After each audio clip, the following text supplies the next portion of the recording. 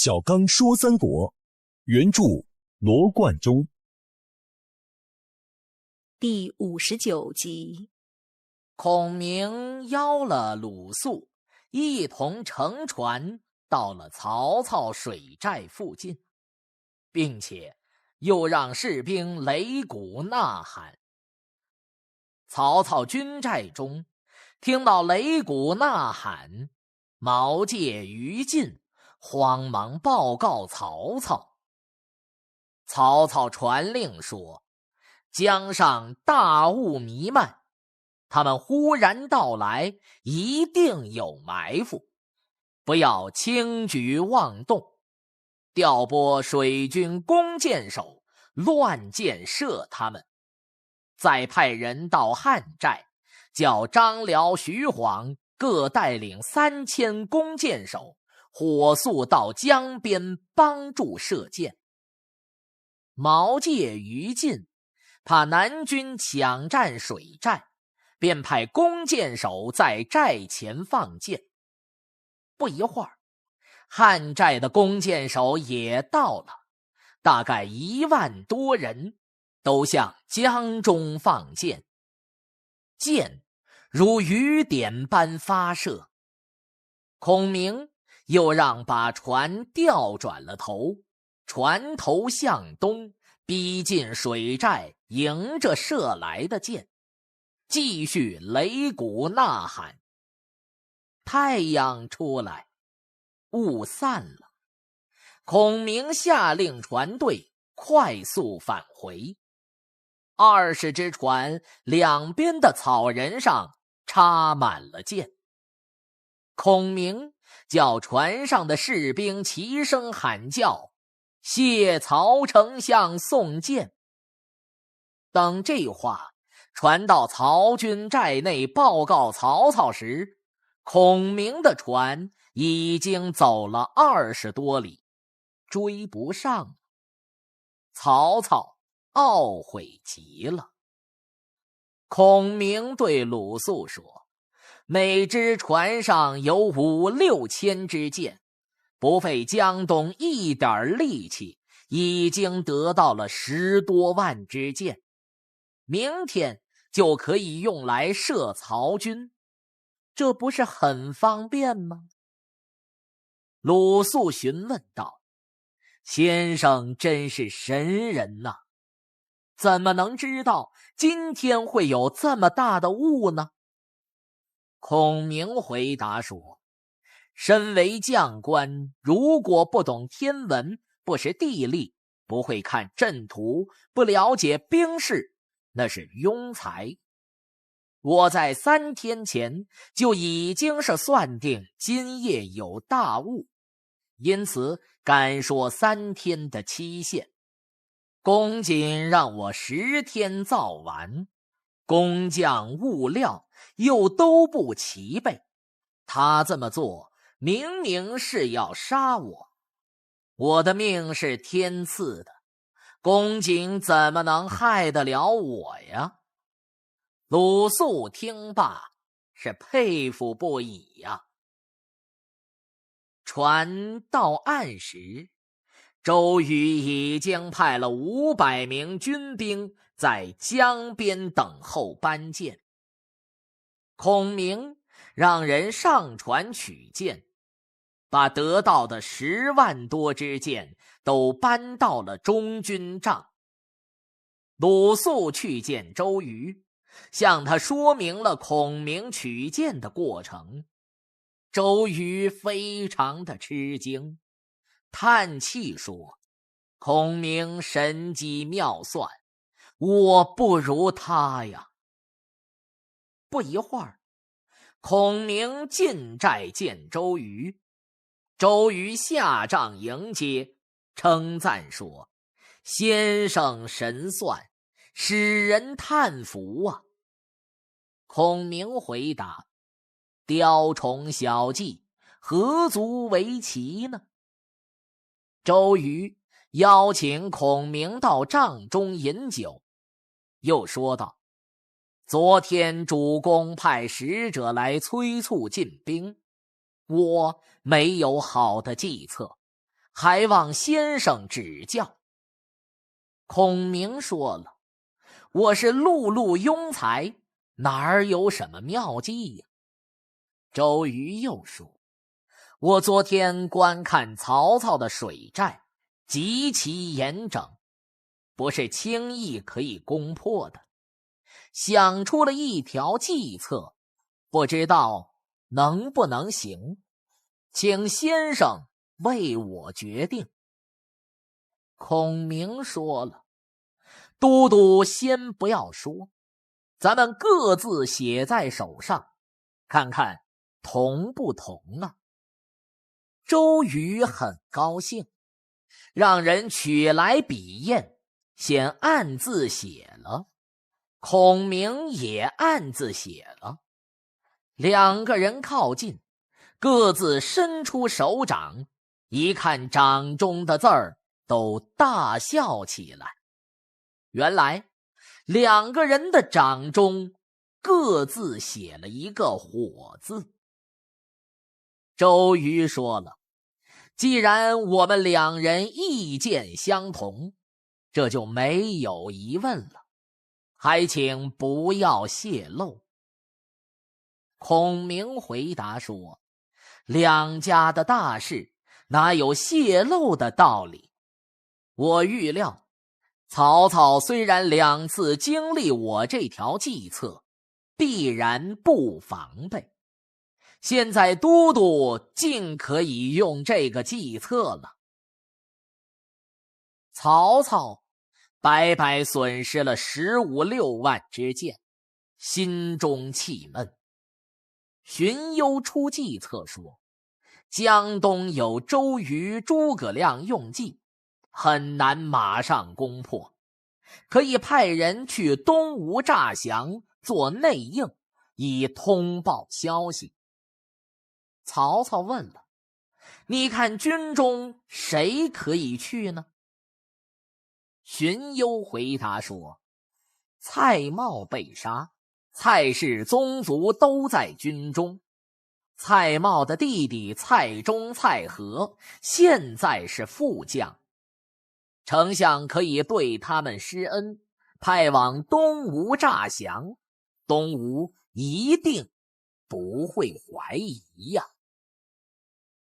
曹操在当天夜里秘密地叫来了蔡中、蔡和，嘱咐他们，你们带上一些士兵去东吴诈降，一有情况就派人秘密回来报告，事成之后重重封赏，可不要有二心呐。2个人回答说，我们的家人都在荆州，怎么敢怀有二心呢？丞相放心，我们必然取了周瑜、诸葛亮的头。曹操厚赏了2人。第2天，2个人带了500名军兵，驾了几只船，向南岸驶来。周瑜得到报告，蔡瑁的弟弟蔡中、蔡和前来投降。周瑜叫了2人进来，2个人拜着哭泣说，我兄长没有罪，却被曹贼杀害，我们想为兄长报仇，特来投降，还望收下我们，我们愿意做前锋。周瑜非常高兴，重赏了2人，立即命2人和甘宁同作为前部。2个人拜谢，以为周瑜中了计。周瑜叫来甘宁，说这2个人不带家眷，一定是曹操派来的奸细。我现在想要将计就计，让他们通传消息，你要殷勤相待，暗地里提防，等到出兵之时，先杀了他们2个祭旗。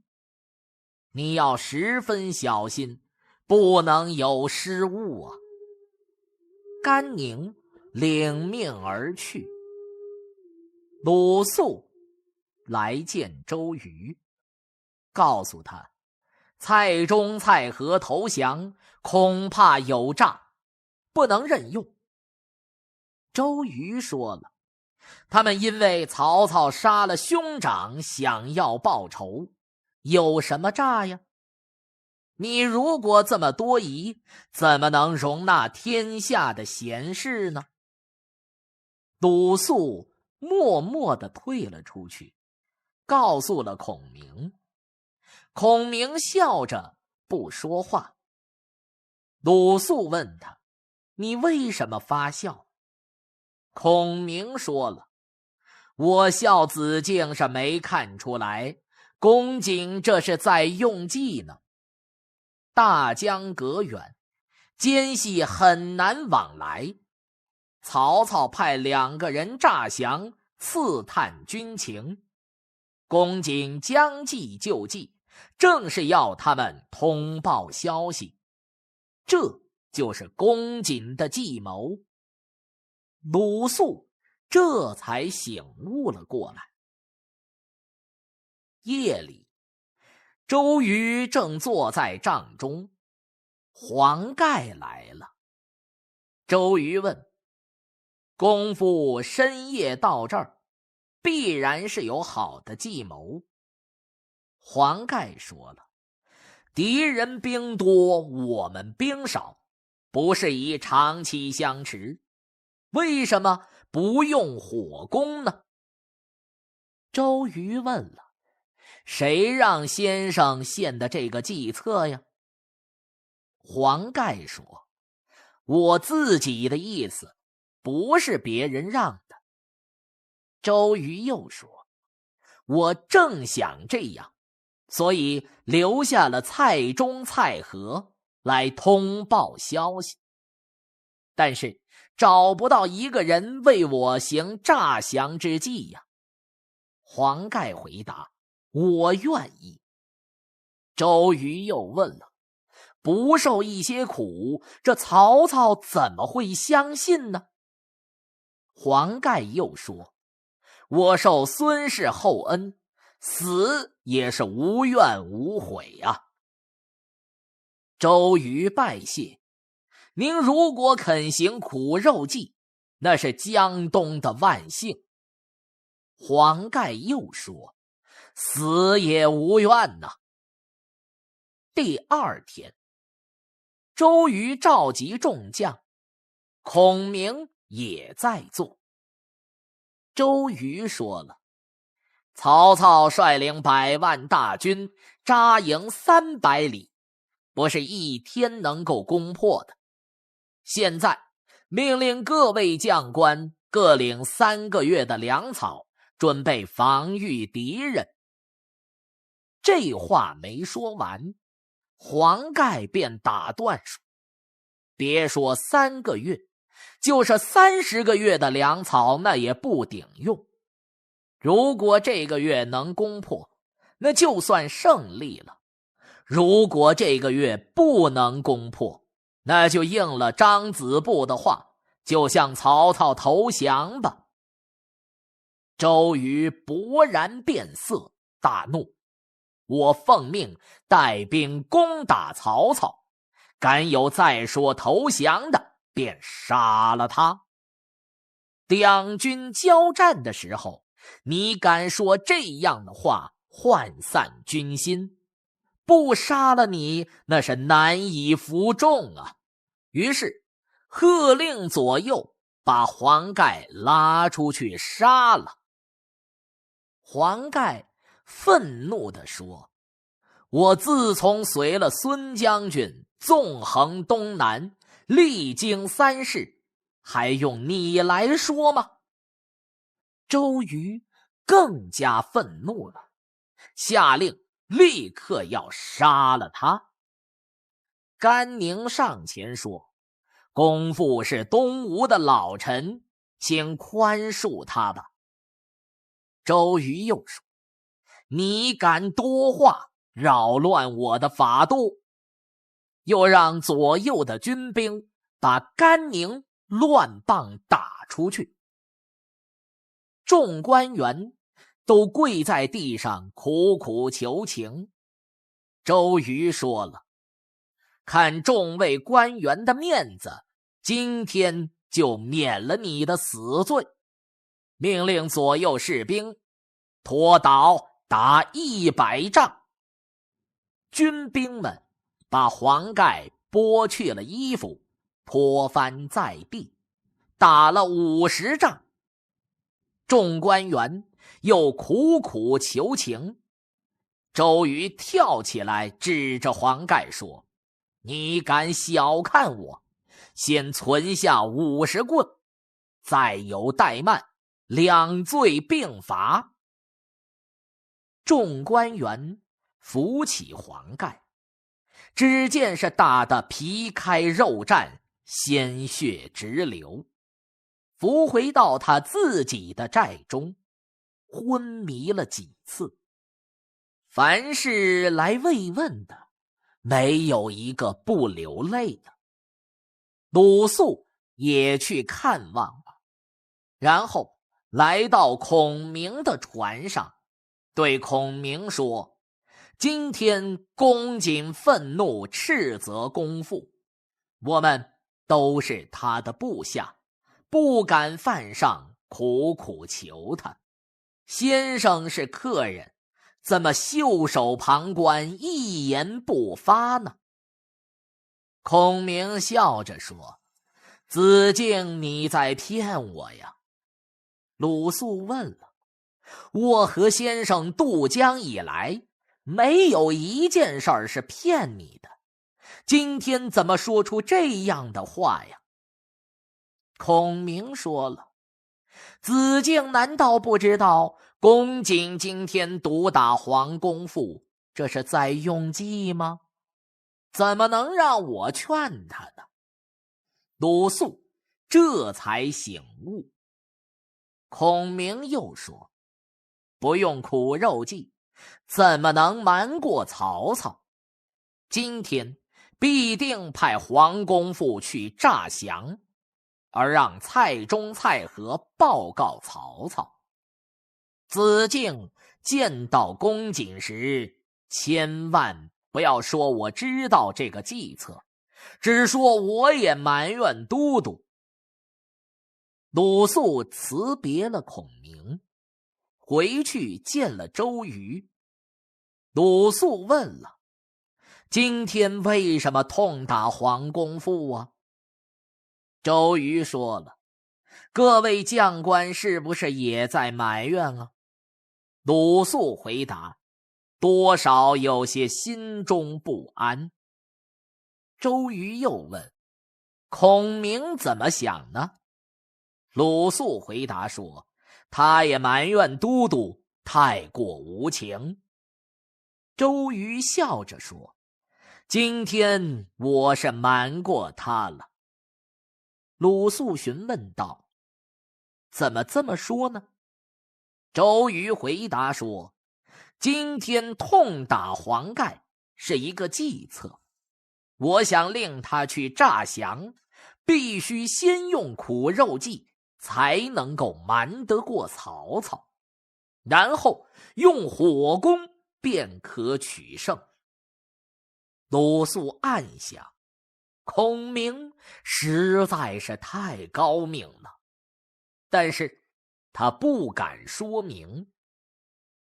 黄盖趴在帐中，各位将官都来看望。黄盖不说话，只是长吁短叹。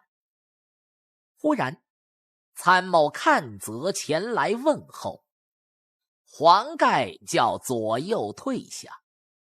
阚泽说：将军与都督有仇吗？黄盖回答：没有。阚泽又问：这不是用的苦肉计吧？黄盖吃了一惊，你是怎么知道的呀？阚泽说了，我见公瑾的举动已经是料到了大概。黄盖又说，我受吴侯3世深厚的恩泽，没什么回报，所以献了这个计策。我虽然受苦，也没有怨恨。我看遍军中，没有一个人是我的心腹，只有你平时忠于我，所以把这个秘密告诉给你。阚泽说了，先生之所以告诉我，是不是要我去献上这诈降书啊？黄盖回答说，实在说的就是这个意思，但不知你肯不肯去呢？阚泽高兴地接受了命令。大丈夫如果不能建功立业，不是与草木一样了吗？你既然要为主公捐躯，我又怎么能舍不得自己的性命啊？黄盖听完，用力滚下床，拜谢阚泽。阚泽说了，事不宜迟，我今天就行动。黄盖说，诈降书我已经是写完了。于是阚泽带上了诈降书，扮成渔翁，当夜驾着小船便去了北岸。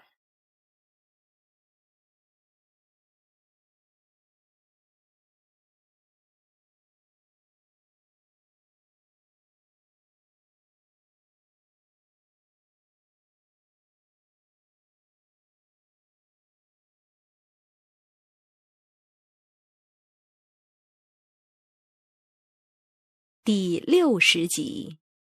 阚泽带上诈降书，驾着小船去了北岸。3更时，阚泽到了曹军水寨，被寻江的军兵抓住，连夜报告了曹操。曹操问了，是奸细吗？军兵回答说，是一个渔翁，自称是东吴参谋阚泽，有机密事情来见丞相。曹操让人把他给带进来。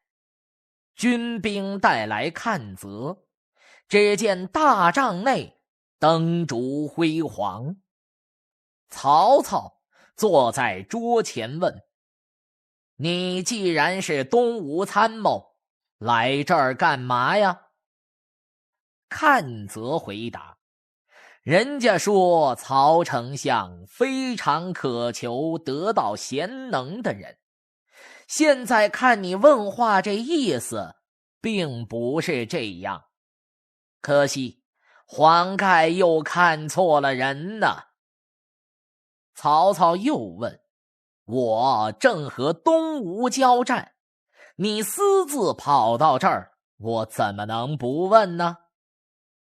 阚泽说了，黄盖是东吴3世老臣，现在却被周瑜在众将面前无端毒打，十分气愤，想投降丞相报仇，特让我送来投降书。我与黄盖情同骨肉，所以才冒死前来，不知道丞相肯不肯容纳呀？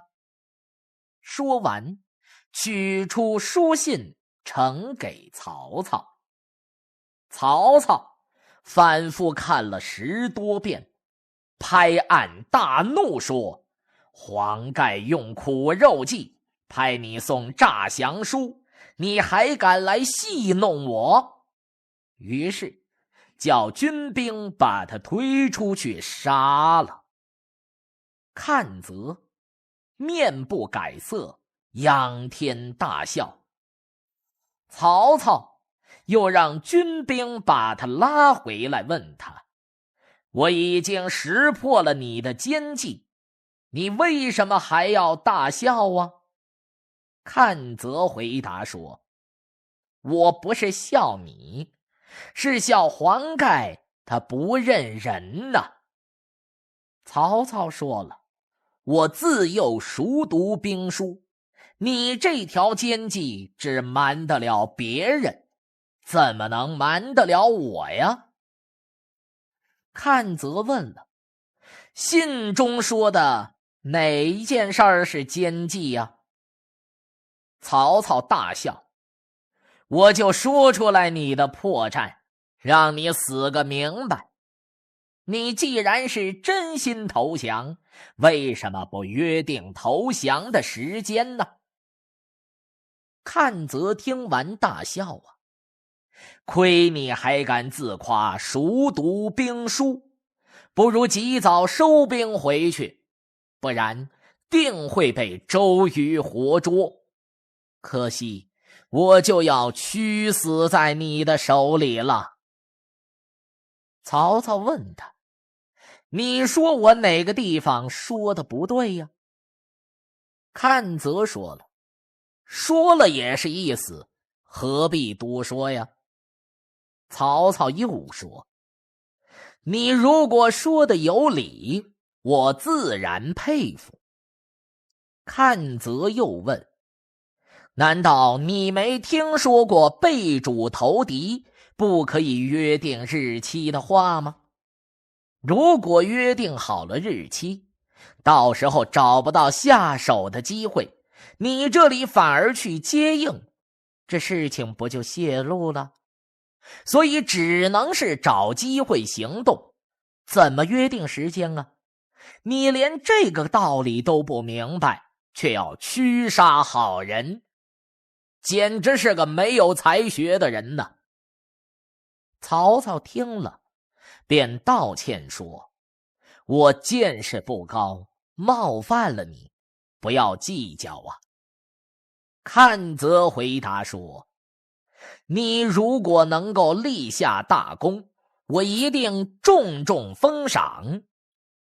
阚泽又回答：我们不是为了官位俸禄而来，是为了顺应天意人心呐。曹操很高兴，摆酒招待他。不一会儿，有人进帐和曹操耳语了几句。曹操说了：把书信拿来。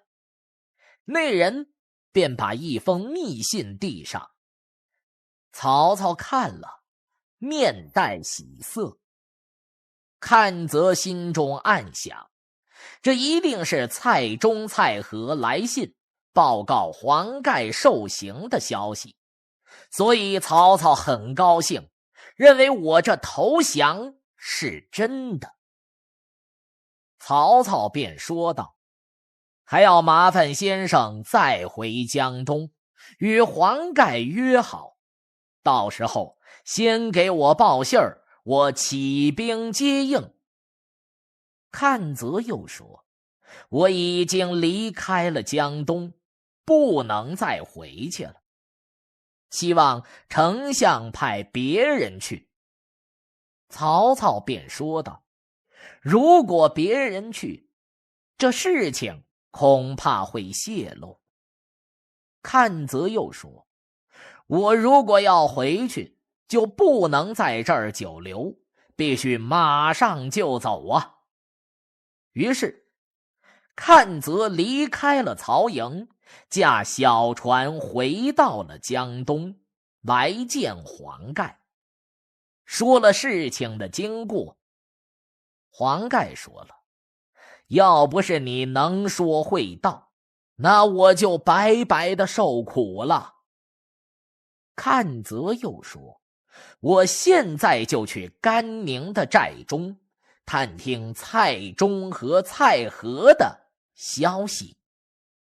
阚泽到了甘宁寨中，说：将军昨天为了救黄盖，被周公瑾侮辱，我心中很是不平。”甘宁笑着不答话。两个人正在说话时，蔡中、蔡和来了。阚泽给甘宁使了一个眼色。甘宁说了：“周瑜倚仗着自己能干，全部把我们放在眼里。我被他侮辱，真是没脸见江东百姓了。”说完，咬牙切齿，拍桌子大骂。阚泽在甘宁的耳边低语，甘宁低头不说话，不断的长吁短叹。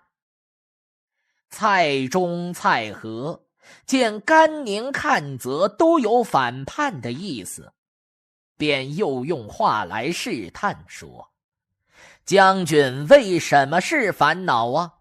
心中又有什么不平的呢？”阚泽说：“我们心中的苦，你们怎么会知道啊？”蔡和便说：“难道你们想背叛东吴，投降曹操吗？”阚泽听完，变了脸色。甘宁拔剑而起：“我们的事既然已经被你们看破，就不得不杀了你们灭口。”两个人慌忙说：“请不要担心，我也把心里话告诉你们。”甘宁大喝：“快说！”蔡和说了：“我们其实就是曹操派来诈降的。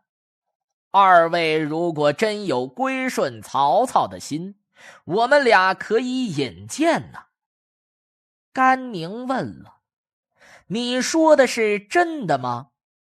两个人齐声说：“怎么敢欺骗将军呢？”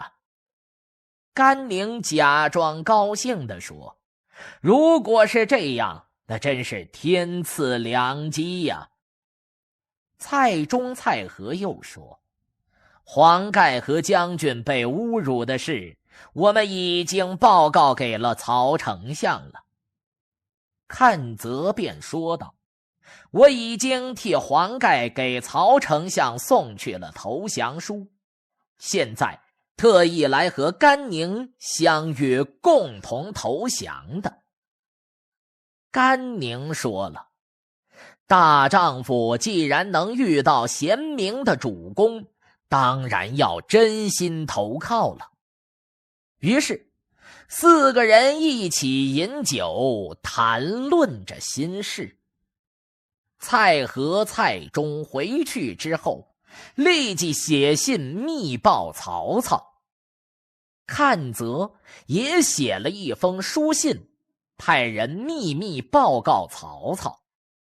信中说，黄盖已经下定了决心，如果有机会就带兵过江。丞相只要看着插着青牙旗的船，那就是黄盖来投降了。曹操接连收到2封信，仍然猜疑不定，召集众谋士商议说，甘宁被周瑜侮辱，愿意做我们的内应。黄盖也因为受了周瑜的毒打，派阚泽来送投降书，但我还不能全信。谁敢去周瑜的营寨之中打听一下真实的情况呢？蒋干站出来说，我上次去东吴没能取得成功，心里很惭愧，现在愿意舍命再去江东打听出实情。曹操非常高兴，立即派了蒋干上船去江东。蒋干乘小船来到江南水寨边，让人通报。周瑜听说蒋干又来了，高兴地说：我的成功就在他的身上了。和鲁肃耳语了一会儿，让他去请来庞士元。襄阳庞统，字士元，因为躲避战乱来到了江东。鲁肃把他推荐给周瑜。庞统还没有和周瑜见面，周瑜就先派鲁肃去问庞统抵抗曹操的计策。庞统说了，想要打败曹兵就得用火攻，但是在江面上只有一只船着火，其他的船就都四散跑了。除非有人去献连环计，让曹兵把船都钉在一起，才能成功。鲁肃回来告诉给周瑜，周瑜非常佩服庞统的计策。鲁肃问了，只怕曹操奸猾，不肯上当，那可怎么办呢？周瑜正为这件事儿心中忧虑，正愁找不到机会派人去给曹操献这连环计，忽然便有人报告说蒋干又来了。周瑜心中高兴啊，就让鲁肃去请庞统来用计骗蒋干，然后坐在大帐中等着蒋干上门。蒋干见没有人出来迎接，心中疑惑，让人把船停在了僻静的岸边，自己进寨中来见周瑜。周瑜装出很生气的样子问：你为什么要这样欺骗我？蒋干笑着说：我和你是多年的兄弟，特地来说说心里话，为什么说我欺骗你呢？周瑜又说了：你要劝说我投降，除非海枯石烂。上次我念在过去的交情上，和你痛饮，又和你同睡，你却偷走了我的书信，不辞而别，回去报告曹操，杀了蔡瑁、张允，坏了我的大事。今天又来，一定是不怀好意。要不是看在往日的情分之上，本应当一刀杀了你。我这一两天就要攻打曹操，把你留在军中，肯定又会泄露军情。说完，便让军兵送蒋干去西山庵中住去了，说等打败了曹操，再送他过江。蒋干还想说话，周瑜已经是进到大帐后边去了。军兵牵来了一匹马给蒋干骑，送他到了西山背后的小庵中休息，又留下了2个军兵伺候。蒋干在庵内心中忧闷，夜里见繁星满天，便独自来到庵后。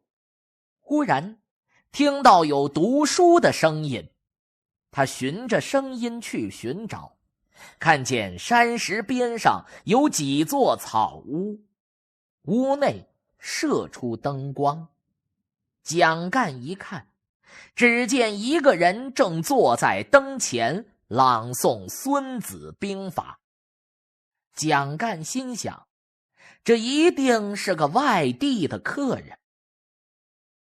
蒋干敲门进去，见这读书人仪表不同于一般人，便问他姓名。读书人回答说：姓庞，名统，字士元。蒋干说了：难道您就是凤雏先生吗？庞统回答：正是。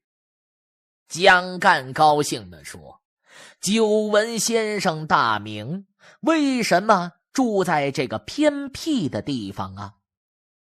庞统说了：周瑜认为自己才能很高，不能容纳别人，所以我只好隐居在这儿。两个人坐下之后，蒋干说了：以先生的才能，如果想要归顺曹操，蒋干愿意引荐。庞统说：我也早就想离开江东了，先生既然愿意引荐，那我们现在便走吧。如果让这周瑜知道了，定会加害我们。于是两个人连夜下山，来江边找船只，急忙划向了江北。两个人到了曹操的营寨，蒋干先进大帐去见曹操，讲述了遇见庞统的事儿。曹操听说凤雏先生来了，亲自到帐外迎接，说周瑜年纪轻轻，倚仗自己的才能欺辱了大贤人，我久闻先生大名，今天你肯来到这儿，请一定指教指教我。庞统回答：我一向听说丞相用兵有法度，今天就让我看一看军容吧。曹操命人备了马，便邀请庞统先去观看步兵。两个人并肩骑马，登高而望。庞统指着曹兵营寨说：依山傍林，前后都能互相照应，出入有门，进退有路，就是孙武在世，也不过就是这样用兵了。曹操又说：先生不要这样赞美啊。于是又一同去观看水军营寨。只见水军大营向南分成24座门，高大战舰排列的和城墙一样，小船在中间往来，秩序严整。庞统笑着说：丞相用兵这样有法度，真是名不虚传呐。又指着江南说：周郎必亡啊！曹操非常高兴，回到营寨，请庞统在帐中一起饮酒，谈论用兵之道。庞统高谈阔论，应答如流，曹操非常的佩服，殷勤的招待他。